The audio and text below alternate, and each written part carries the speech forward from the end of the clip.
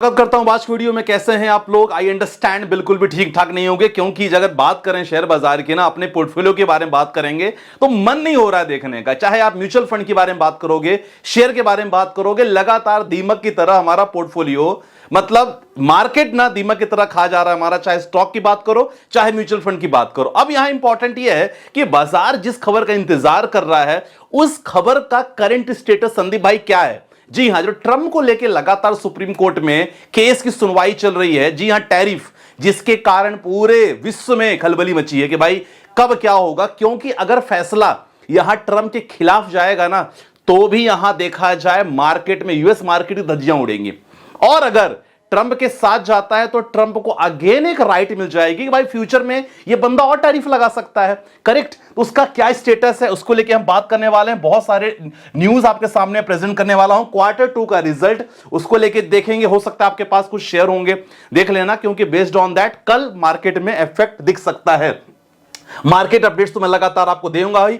Portfolio, काफी लोग portfolio mutual fund का भेजते हो, एक बार चेक करेंगे कि आपने पोर्टफोलियो में क्या गलतियां की है, आपकी क्वेश्चन क्या है। सबसे पहले मार्केट की कंडीशन देख लेते हैं। जी हां, कोई देखना नहीं चाहता है, लेकिन मार्केट कंडीशन, जी हां, अगेन मार्केट में एक डर, मार्केट में एक तनाव था और मार्केट इंतजार कर रहा है उस खबर का, जिस खबर को लेके हर एक विश्व में जितने भी देशों पर टैरिफ लगाया गया है, इनफैक्ट सभी लोग इंतजार कर रहे हैं। सेंसेक्स में 148 पॉइंट की गिरावट, निफ्टी 50 की बात करें, जी हां, 87 पॉइंट की गिरावट। अब इंपॉर्टेंट देखो खबर क्या है, खबर सिंपल है, तो चलो समझते हैं इस कंडीशन को। देखो, ईपा एक्ट है। ईपा एक्ट में बेसिकली प्रेसिडेंट को यह आरोप लगाया गया है ट्रंप पे कि भाई साहब आपने ईपा एक्ट का गलत इस्तेमाल किया है, जो आपको इस्तेमाल नहीं करना चाहिए था। बेसिकली अगर देखा जाए यूएस में, या तो प्रेसिडेंट या तो कांग्रेस, बेसिकली दो ही लोग वहां पास हैं। अगर जैसे भारत में अगर बात करें, यहां लोकसभा है, राज्यसभा है, जितने भी नियम कानून के बारे में बात करेंगे, टैक्सेस को लेकर बात करेंगे, नए नीतियां जो बनाने का काम रहता है यूएस में, जी हां, कौन करता है? वो कांग्रेस करती है। एक प्रकार का पार्लियामेंट है वहां। अब सुप्रीम कोर्ट ने क्लियर कहा कि भाई जो आपने टैरिफ लगाया है, ये आपका काम नहीं है ना। ये बेसिकली काम किसका है? ये काम पार्लियामेंट का है, लेकिन आपने गलत, अपनी जो आपके पास जो राइट्स हैं उसका गलत इस्तेमाल आपने किया है। ये सुप्रीम कोर्ट जो अभी चल रही थी, क्योंकि कल पूरी जितनी भी कल दलीलें हैं आपस में सब पूरी चली, और इसके बाद लास्ट में उन्होंने कहा कि भाई आपको टैक्स लगाने का अधिकार आपको नहीं दिया जाता। ये सुप्रीम कोर्ट के वर्डिक्ट थे। अगला उन्होंने क्या कहा कि भाई आपको ना गवर्नमेंट में स्पेंडिंग का है, पॉलिसी का है, ये सारा काम हमारा है, तो आपको नहीं लगाना चाहिए। तो यहां जितने ट्रंप के जो लॉयर हैं ट्रंप के साथ, उन्होंने कहा कि भाई इंपॉर्टेंट ये कि हमने यहां टैरिफ नहीं लगाया है, हमने केवल कुछ रेगुलेटरी चेंजेस किए हैं, केवल बात को घुमाने का तरीका था। अब यहां जितने भी सुप्रीम कोर्ट के जज, दे वर नॉट सेटिस्फाइड, एक्चुअल में सेटिस्फाइड नहीं थे। दलीलें पेश की गई फ्रॉम द ट्रंप। तब ये इंपॉर्टेंट ये है कि यहां सुप्रीम कोर्ट टोटल कन्विंस बिल्कुल नहीं थे।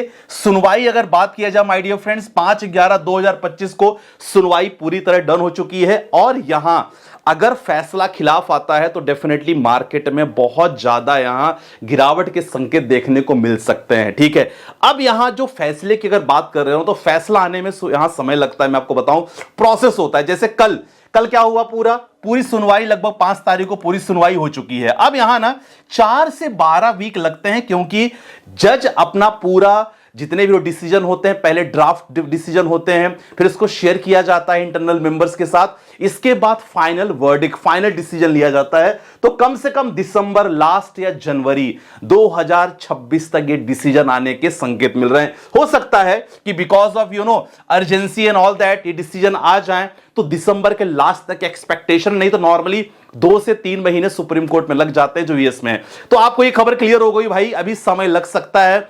अगर आपको लग रहा होगा कि भाई ये चल रहा है कोर्ट केस और 2-3 दिन में हियरिंग हो जाएगी, डिसीजन हो जाएगा, समय लगेगा, है ना। तो ये चीजों को लेके काफी लोगों को डाउट था, जो मैंने क्लियर कर दिया कि दिसंबर लास्ट या जनवरी तक एक्सपेक्टेड है कि क्या डिसीजन आ सकता है। ठीक है, लेकिन फिलहाल जो अभी कंडीशन है, court, supreme court is not agree with all the things, जो भी जितने भी दलीलें पेश की गई, दे आर नॉट सेटिस्फाइड। चलो ये चीज इंपॉर्टेंट है, ये चीज को आप ध्यान रखना। चलो बाकी कुछ क्वार्टर्स को रिजल्ट्स बात कर लेते हैं। देखो, जब तक वो सुनवाई नहीं हो तब तक आपको समझ लो कि मार्केट में आपको थोड़ी बहुत ये जो पैनिक सिचुएशन चल रही है ना, लगातार चलती रहेगी। और बीच में, क्योंकि देखो बीच में यूएस और चाइना के बीच में टैरिफ है ना, अगर उसको लेके थोड़ी सी अच्छी खबर या एग्रीमेंट साइन होता है तो मार्केट के लिए बहुत अच्छा होगा। बीच में अगर इंडिया यूएस के बीच में कुछ एग्रीमेंट साइन होता है वो मार्केट के लिए बहुत अच्छा होगा। फिलहाल इसके बीच में कुछ और चीजें नहीं दिख रही है। मतलब एज ए इन्वेस्टर मैं यही कहूंगा कि सर अगर लॉन्ग टर्म का जरिया है तो बहुत अच्छा निवेश करने का मौका है,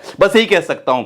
शॉर्ट टर्म वाले तो देखो यहां से आपको दूर रहना पड़ेगा। चलो क्वार्टर 2 का रिजल्ट देख लेते हैं। एनएचपीसी का रिजल्ट आया है। रेवेन्यू और ग्रोथ प्रॉफिट की अगर बात करें, दोनों year on revenue, year on net profit, दोनों की अगर बात करेंगे तो एनएचपीसी का बहुत बढ़िया है। लॉन्ग टर्म के हिसाब से इसका फंडामेंटल भी ठीक ठाक दिखता है।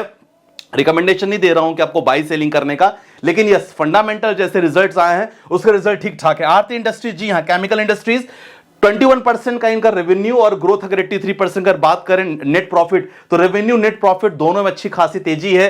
अगर क्रॉम्पटन की बात करें तो क्रॉम्पटन में मिला जुला प्रदर्शन है, लेकिन क्रॉम्पटन के फंडामेंटल ठीक ठाक है। मैनकाइंड फार्मा कंपनी है। फार्मा कंपनी अगर देखा जाए तो प्रॉफिट में जरूर इनका थोड़ा सा डाउन हुआ है अगर ईयर ऑन की बात करें। बाकी एनसीसी शॉर्ट टर्म के लिए तो देखो ये स्टॉक बिल्कुल भी ठीक ठाक नहीं रहता, लेकिन यस लॉन्ग टर्म की अगर बात करें तो कोई बहुत ज्यादा मेजर रिजल्ट खराब इनके नहीं आए। तो अगर आप एनसीसी आपके पास है डेफिनेटली आप वॉच कर सकते हो। बाकी इसके रिजल्ट्स के कारण आप घबराना नहीं, ठीक है। चलो कुछ आपके पोर्टफोलियो वगैरह देख लेते हैं। पोर्टफोलियो काफी शानदार है, क्वेश्चन भी आपने अच्छा किया है।